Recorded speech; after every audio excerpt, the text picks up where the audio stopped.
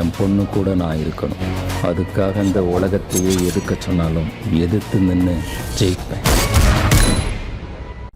வில்லிவாக்கம் சட்டமன்ற தொகுதியில் போட்டியிடும் தாவேகா வேட்பாளர் ஆதவ் அர்ஜுனா செய்தியாளர்களை சந்தித்து வருகிறார். அதன் நேரடியை பார்க்கலாம். நான் வரும்பொழுது விசிகாவை இன்னும் அடுத்த 2031 வளர்ச்சியை உருவாக்க போறேன் அப்படி ஒரு அர்த்தத்தை சொன்னாரு.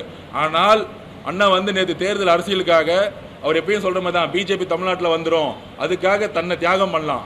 ஆனா ஒரு எம்எல்ஏவா எவ்வளவு பெரிய சீனியர் லீடர் அவரு, தன்னுடைய மகன் இது வரைக்கும் எம்எல்ஏவே ஜெயிச்சதில்லை, ஆனா எம்எல்ஏ ஆக்கி மினிஸ்டர் ஆக்கி ஒரே வருஷம் துணை முதலமைச்சர் ஆக்கி இன்னும் 2 வருஷத்துல முதலமைச்சர் ஆக்கணும்னு தன்னுடைய மகனுக்காக மு க ஸ்டாலின் அவர்கள் உதயநிதிக்காக அரசியலே தெரியாத உதயநிதிக்கு இவ்வளோ தூரம் சண்டை போடும் பொழுது 40 வருஷமா தலித் சகோதரர்களுக்காக மட்டுமல்ல, இஸ்லாமிய சகோதரர்கள், கிறிஸ்துவ சகோதரர்கள், தமிழ்நாட்டில் ஒவ்வொரு பிரச்சனை நடக்கும் பொழுது தமிழ் தேசியத்துக்காக குரல் கொடுத்த அண்ணன் திருமாவளவன் அவர்கள் நிலைமை இன்னைக்கு எப்படி இருக்குன்னா, திரு மு க ஸ்டாலின் அவர்கள் தன்னுடைய மகன் உதயநிதிக்காக மட்டுமே மாநில அரசியலுக்கு வரக்கூடாதுன்னு கண்டிப்பா சொல்றேன்.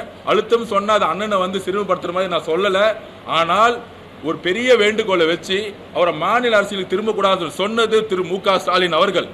திரு உதயநிதி அவர்கள் தனிப்பட்ட முறையில் கூப்பிட்டு பேசினாரு.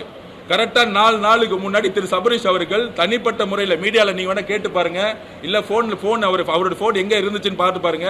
சபரீஷ் அவர்கள் 4 நாளைக்கு முன்னாடி கூப்பிட்டு, சபரீஷ் யாருங்க, நான் திருப்பி கேட்கிறேன், முதலமைச்சருடைய மருமகன் ஒரு ஐடென்டி எடுத்துட்டா யாரு, ஒரு ஜீரோ.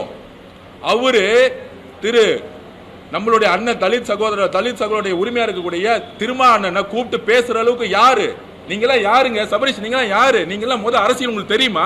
இல்ல அரசியல் அறிவு இருக்கா? தலித் சகோதரர் எதிராக பேசுறது சபரீஷ் யாரு? நான் கேட்கிறேன், திருப்பி கேட்கிறேன். நான் ஒரே நிமிஷம் நான் பேசி முடிச்சிடுறேன். அப்ப மொத்த குடும்பமும் பேசி அவர் இன்னைக்கு தன்னுடைய மாநில அரசியல் இருந்து விலகிறாருன்னா அந்த உணர்வு, நான் திருப்பியும் சொல்றேன், 5 வருஷமா தலித் சகோதரருக்கு இந்த அரசு எதுவும் செய்யல, கோயிலுக்குள்ள போக முடியல, கொடியேற்ற முடியல, எதுவும் செய்ய சொல்ல, நாங்க இந்த அரசியல் பண்ணவே இல்லை. ஏன் ஒவ்வொரு தலைவரையும் ஜனநாயகம் இல்லாம அமுக்குறீங்கிற மட்டும்தான் கேட்கிறோம்.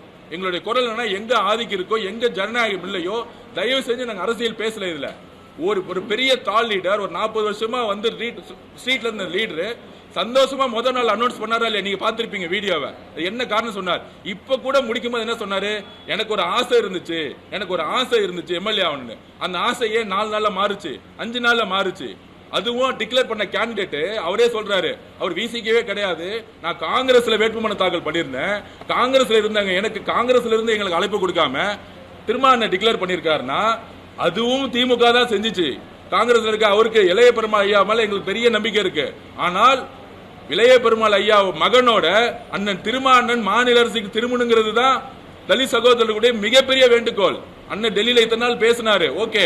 ஆனால் இன்றைக்கு தமிழகத்துல களம் ஓபன் ஆயிருக்கு. திரு உதயநிதி அவர்கள் முதலமைச்சர் ஆகணும்னா மக்கள் 1% கூட ஓட்டு போட மாட்டாங்க.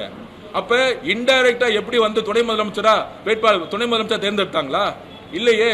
உதயநிதி ஸ்டாலின் அவர்கள் சேப்பாக்கத்தை வேற தொகுதி போய் நின்று இருக்கலாமே, அதிமுக எங்க ஸ்ட்ராங்கா இருக்கோ கோயம்புத்தூர் போய் நின்று இருக்கலாமே, இல்ல டிவிக்கு எங்க ஸ்ட்ராங்கா இருக்கோ பெரம்பூர் கூட வந்திருக்கலாமே.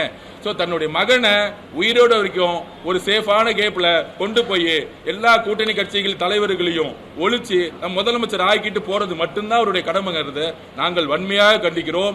இந்த மாதிரி அவரை சிறுமப்படுத்தக்கூடிய செயலை கண்டிப்பா திரும்ப ஒத்துக்க மாட்டாரு. இல்ல வேற ஒரு ரீசன் சொல்லுவாரு, இல்ல நான் ஜனநாயக பூர்வமா நான் இன்னொருத்தருக்கு வாய்ப்பு கொடுத்தேன்னு சொல்லுவாரு. அந்த வாய்ப்பையே முத நாளே கொடுக்கல. எவ்வளவு சந்தோஷமா ஆசைப்பட்டேன்னு சொன்னாரு. அவரை ஒரு பெரிய டாலிட திரும்ப ஒரு எம்எல்ஏவா கூட இங்க வந்துடக்கூடாது, தமிழ்நாட்டில் அரசியல் வரக்கூடாதா? அவர் அதாவதுங்க திமுக ஒண்ணுதாங்க, உதயநிதி ஸ்டாலினுக்கு யார் வந்தாலும் டெல்லிக்கு எம்பி சீட்டு கொடுத்து வைகோட பையனுக்கு டெல்லியில சீட்டு கொடுத்துட்டாங்க. சொந்த அமைச்சர்களோட பையன் எல்லாத்தையும் டெல்லியில சீட்டு கொடுத்து அமைச்சிருவாங்க. ஏன் தெரியுங்களா? அவருடைய பையனுக்கு யாருமே போட்டியா வரக்கூடாது. நீங்க ஒரு மேட்ச் விளையாடுறீங்கன்னு வச்சுக்கோங்க, ஆப்போசிட்டே விளையாடாம ரன்னிங் பண்ணோம்னா 10 பேர் ஓடணும், எல்லாத்தையும் காலி பண்ணி நான் மட்டும் ஓடி ஜெயிக்கக்கூடிய நிலைமையை திமுக தன்னுடைய பணமளத்தால் உருவாக்கிட்டு இந்த ஜனநாயகம் மிகப்பெரிய ஆபத்தான ஜனநாயகங்கிறது மட்டும் தான் நாங்க பதிவு பண்றோம். நாங்க வேற எதுவும் சொல்ல வரல. இந்த குற்றச்சாட்டு இது கிடையாது, நடந்த உண்மை இது. பத்திரிகையாளருக்கு தெரியும், மக்களுக்கு தெரியும், தலித் சகோதரர்களுக்கு தெரியும், பிசிகேல இருக்கக்கூடிய அண்ணன் கூட இருக்கக்கூடிய ஒட்டுமொத்த சகோதரர்களுக்கு தெரியும். அவர் எவ்வளவு தூரம் ஆசைப்பட்டாரு, வேட்புமனு 4ஆம் தேதி பண்றதுக்கு ரெடியா இருந்தாரு.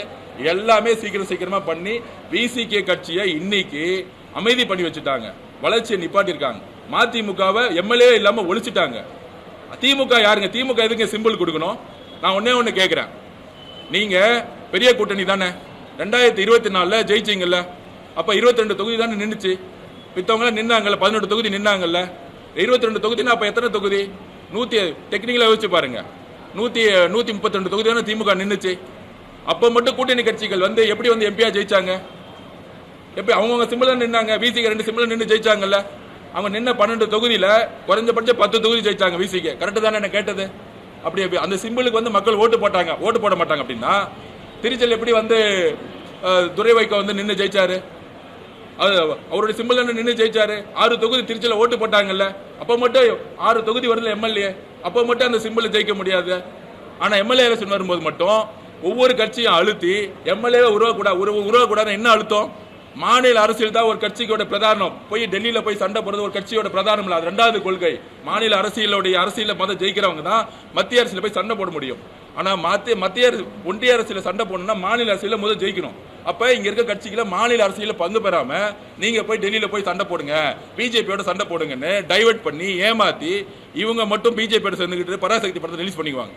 சோ இந்த மாதிரி ஜனநாயகமற்ற செயலை தன்னுடைய கூட்டணி கட்சிகளுக்கு அண்ணன் செல்வ பெருந்தகையை நம்பி சேர்ந்தாரு. ஆனா எலெக்ஷன் முன்னாடி ரிசைன் பண்றேன்னு சொல்லிட்டாரு. இதுதான் திமுகவுடைய சதி. அவரையும் ஒழிச்சிருவாங்க. சோ எல்லாத்தையும் ஒழிச்சு தன்னுடைய ஆதவ் அர்ஜுனா செய்தியாளர்களை சந்தித்தார். அந்த காட்சிகளை பார்த்தோம்.